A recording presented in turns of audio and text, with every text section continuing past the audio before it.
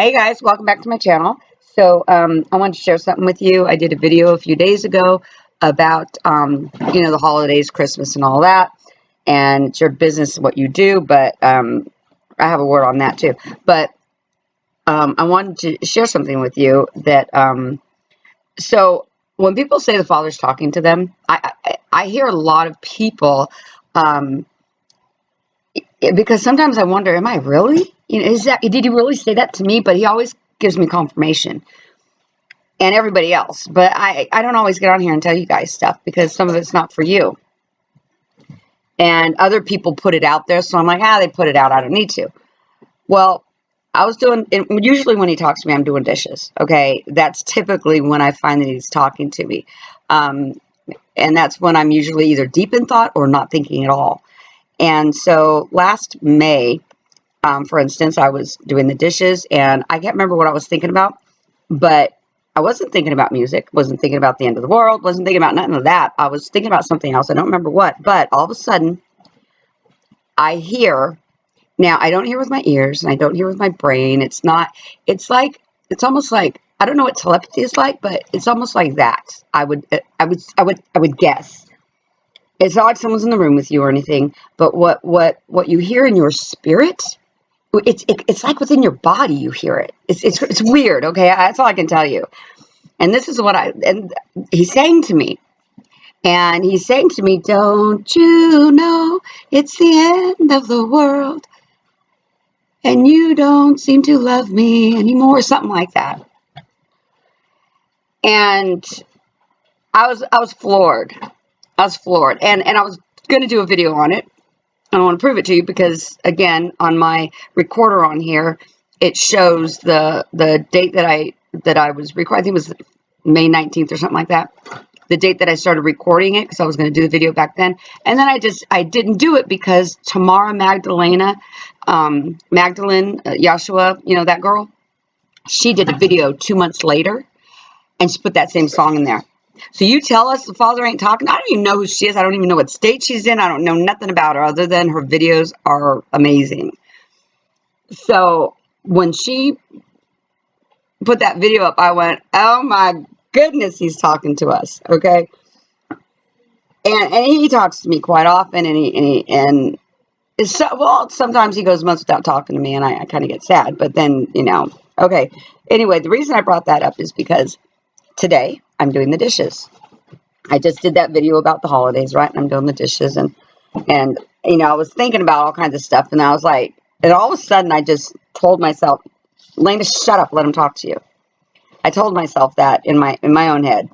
And in my head I said, Lena, shut up, let him talk to you. Father wants to talk to you. So I said, Father, if there's anything you want to say to me, now is a good time. So I stopped thinking because I can't stop thinking for too long because then all of a sudden my brain will go right back to thinking about something. And so, so I started doing, I was doing the dishes and then all of a sudden, I get this, impression about the holidays and about the children. And then my video came back in my head about, where the two kids are sitting on Satan's lap and then he has horns and stuff and they're all wearing masks. That picture came in my head and my voice was saying, oh, send your children to hell then. Like people say, oh, it's for the children. Oh, so then you're going to send your children to hell. So that one scene played in my head. And so some of you guys watch Elder Aiel, some of you don't. Well, he did a lesson, I think it was yesterday, and talking about, where we come from and our it was an amazing video. If you want to watch it, you're going to have to go to his channel because I'm not going to over teach him and teach something he's been teaching. I'm sharing this with you because this has everything to do with children. So he did a video yesterday and he always does lives and he's talking about the spirit world and how we came here and chose to come here and this and that, right? Well, in the same moment that the Father is showing me the clip that I made, showing those children on Satan's lap, he put in understanding in me, because I've read a lot of the sealed portion. And when Eldar Yield does a lesson, I'm able to, pay attention without really having to look at the book, because I already read it, and which just makes things easier for me. So I already knew about, the spirit world and all that stuff. And actually, it's something I learned in the Mormon Church anyway, because not all the Mormon Church is false doctrine, but the Bible, or the Mormon book, not the Bible, but the Mormon book, is actually the Stick of Joseph. So, anyway, there's another book called The Sealed Portion, and so I had already read a lot of that. So I'm getting in my spirit that one phrase, right, or that one clip in my video, and then all of a sudden he says they don't have a right. It's not their right, meaning parents. It's not the parents' right. And then it's like I don't hear a lot of words. I see pictures, or pictures and words. And as soon as I heard they don't have a right, I see the kids again. And then I see spirits. And then all of a sudden it just comes in. It comes right in like a storybook. Boom, everything in its place. Boom, I get what he wants me to say. So it all comes together, and I know exactly what he wants me to tell you. And this is what he wants me to tell you. You parents have no right to celebrate them pagan days and say it's for the children and do it for the children. Those children have free agency. They are children right now, but they were adults in the spirit world. They chose to come here. A lot of us that are here right now chose to come here in our time so that we can wake people up, so that we can be a part of this. Okay? And I'm going to tell you how I know that too. So, and a lot of this is the teachings that Eldar Yield's teaching us too. But those children that you have, they're not yours. You're a glorified babysitter. That's it. Nothing more, nothing less. I see these women keeping their children from the father after divorce and this and that. You don't have the right to do that. Unless he's abusing or something really horrific, those children are going to grow up to be adults one day. You don't have a right to keep them from the knowledge that the other parent has for them. Okay, I'm going to stop on that. But those spirits wanted to come here. They picked you. So they came here, and you're teaching them all this pagan stuff. You're not teaching them what they need to know. And don't give me none of this stuff, pagan, Christian. If you believe in the Father, you dang well better stop going to them, having pagan holidays, going to pagan churches. Every single one of them churches are not of God. They're all Satan's. Every single one of them. He doesn't fit into a Baptist box. He doesn't fit into a Protestant box. And he doesn't fit into a Christian box. He don't fit into none of that. He is the Alpha, the Omega, the beginning, the end. He's all of it. But you're putting him in a box. And on top of it, you're teaching your kids the pagan way, which is Christmas, which is Thanksgiving. They killed 2 billion of God's children, of the Israelites. And believe me, I don't give a damn if you believe me or not. I'm telling you what they did. Okay? Halloween, really? Do I even have to go there? Easter. Go color Easter eggs. Yeah, that fertility. That's why you celebrate Christmas, because she had an affair with her son because her husband died, and said, "Oh no, it's him reincarnated." Really? So you're teaching your children all the pagan ways.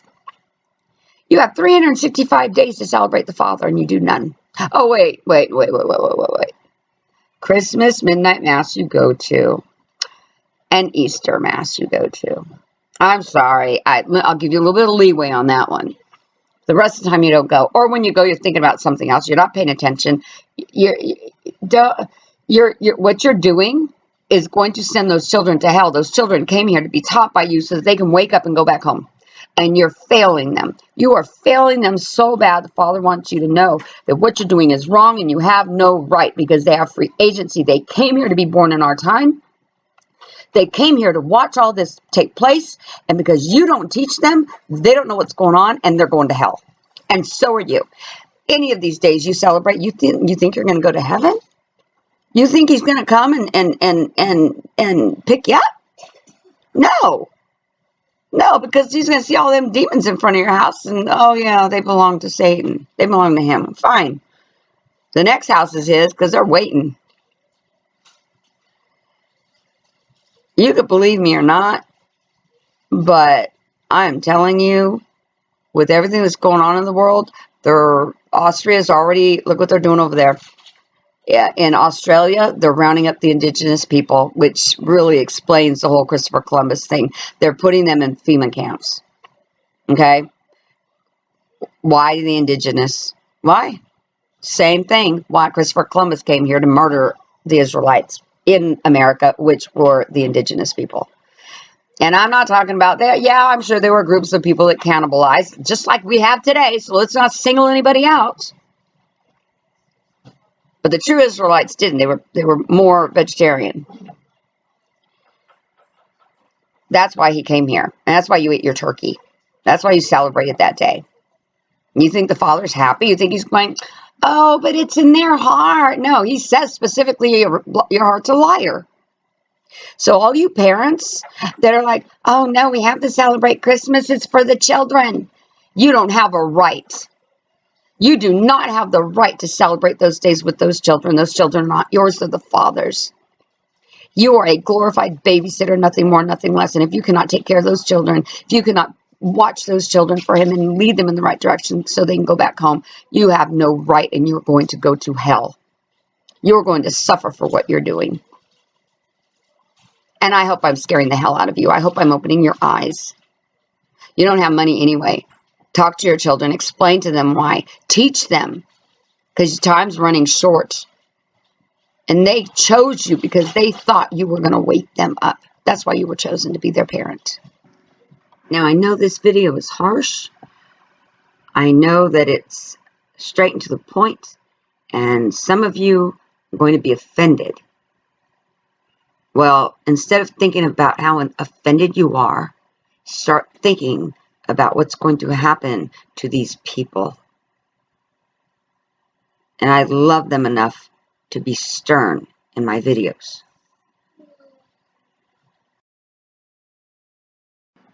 So let me share with you a little bit about Christmas, okay?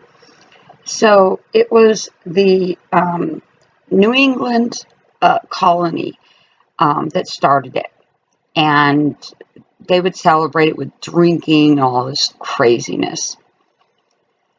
They tried to get the Puritans to do it, and they said it was, to celebrate the birth of Christ. But the Puritans said, no, it has nothing to do with Christ. Nothing in the Bible says to celebrate his birthday. And so they were like, no. In 1642, King Charles agreed to a request from Parliament to make Christmas a subdued period of fasting and spiritual reflection instead of a boisterous holiday. In January 1645, Parliament produced a directory for the public worship of God, laying out new rules of worship. Sundays were set aside for worship. That's where you get the taking away of God's day on the Sabbath, on Saturday. They changed it to Sunday.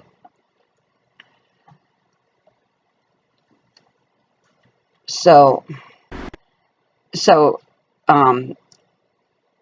Christmas in England was, restored, but Parliament didn't stop there. In 1657, they made it illegal to close businesses on Christmas or attend or hold a Christmas worship service. But the English people, they decided that they weren't going to let their festivities go. They liked it too much. They started fighting, rioting, stuff like that, and many people were celebrating Christmas privately because they didn't want to make it a holy day. They wanted to keep it their crazy day. And then Oliver Cromwell, a staunch Puritan, ordered the execution of King Charles and became Lord Protector in 1653, and he upheld the ban on Christmas despite its unpopularity. But when the monarchy was restored in 1660, so was Christmas. Then the Puritans came to the New World over here in the Americas,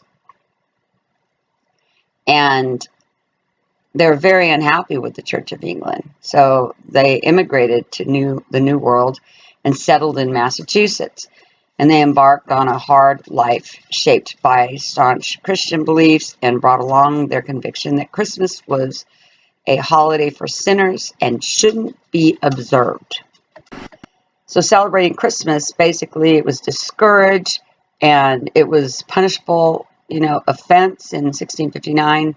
By 1681, colonial revelers could no longer be fined, but they were charged with disturbing the peace if caught celebrating in public. The Puritans managed to force Christmas underground in much of New England, which New England here was New York. But they couldn't compel other New World colonies to do the same. Christmas celebrations were, commonplace in Virginia, Maryland, and other colonies where immigrants brought their holiday traditions intact from the Old World. But the Puritans held Christmas at bay, decade after decade, until Massachusetts finally made Christmas a legal holiday in 1856, almost 200 years later, after it was banned. And President Ulysses S. Grant made it a federal holiday in 1870. And I also read where in New York it was so bad in the beginning here. It was so bad because they were doing orgies and fighting and drinking and frolicking. That's how they came up with the police department. There was security because there was so many fights and it was just crazy. So they were brought in, created to settle them down on that day. But then over time, they started changing the laws and everything and we have what we have today, the police, which are against all of us. For the most part, not all of them, but you know what I mean. So that's how, Christmas evolved here. But during that time, the hardcore Puritans they would not accept Christmas at all. And and they kind of did, but it wasn't until the 1930s when the entire United States took it and went full bore with it, when they came up with the Santa in the red suit and the Coke commercial, him drinking a Coke, singing "It's the Real Thing," and then, of course, Satan's the real thing. He always wanted to be, and they propagated that, and they brought in Macy's, and sometime in the 30s, they brought in your blonde-haired, blue-eyed Jesus, white, and he wasn't white. He was a Hebrew. He was dark brown.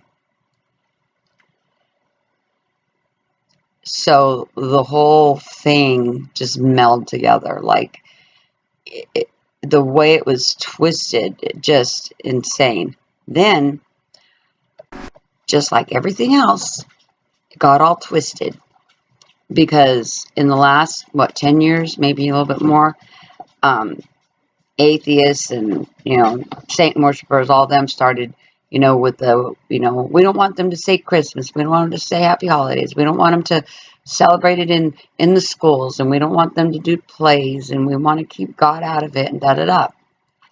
They started doing all that. And then what did the Puritans do, which are Christians today? What'd they do? They fight for Christmas. We're going to have our Christmas. We're not going to give up our holiday. See how it got twisted? To where now they're getting the Christians to fight for that day. So I just want to share that with you. Be blessed and have a great day. Think about what you're doing. Please. Think about what's going to happen to you and your children.